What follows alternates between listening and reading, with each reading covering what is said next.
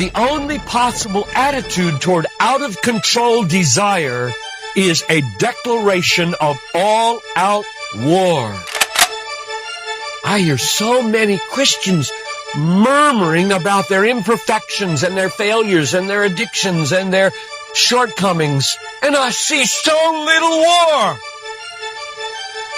Murmur, murmur, murmur. Why am I this way? Make war! If you wonder how to make war, go to the manual.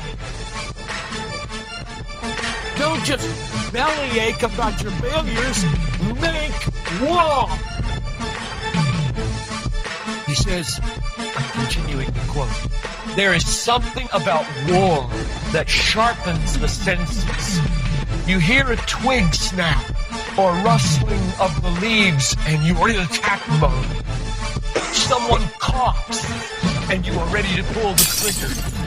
Even after days of little or no sleep, war keeps us vigilant.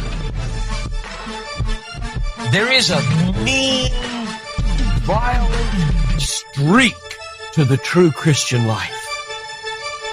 But now let's very carefully ask, violence against whom? Or what? Not other people. Not other people. Not other people. Not Muslims. Not Hindus. Not Buddhists. Not atheists. Not secularists. Not nominal Christians. Not wives or husband or children or ornery bosses. But on every impulse in our soul to be violent to other people. Violence, a mean streak in Christianity, against our own selves. And all in us that would make peace with sin and a settling in peacetime mindset. We make war on that in us. It's a violence against all lust in ourselves, all enslaving desires for food, caffeine, sugar, chocolate, alcohol, pornography, money, the praise of man, approval of others, power, fame. This is our enemy. This is where we make war. It is a violence against all racism in our souls, all sluggish indifference to injustice in our souls, a violence against all indifference to poverty and indifference to abortion in our souls. Did you know that in the warfare of Romans, Satan doesn't show up until chapter 16? We tend to think of spiritual warfare as this little thing where you find some way to pray or some way to lay hands on or some way to do a Satan thing.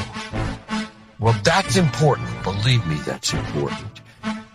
We war not against flesh and blood, but against principalities and powers and world rulers of this present darkness and spiritual hosts of wickedness in the heavenly places. That's important. But you know what? It's not nearly as important as this. Because the only foothold Satan has in your life is your flesh and your sin. Nobody goes to hell because of Satan. The only reason we go to hell is sin. Much more important than fighting Satan is fighting sin. This warfare in verse 13 is vastly more important than figuring Satan out. Get that. My biggest enemy is not Satan. My biggest enemy is John Piper. And he's the only reason I'll go to hell. Not Satan. Satan, you don't have nearly that kind of power. And therefore, I really care about us learning how to do this battle. Christianity is not a settle in, live at peace with the world the way it is religion. Like most Christians live their daily lives. Verse 13.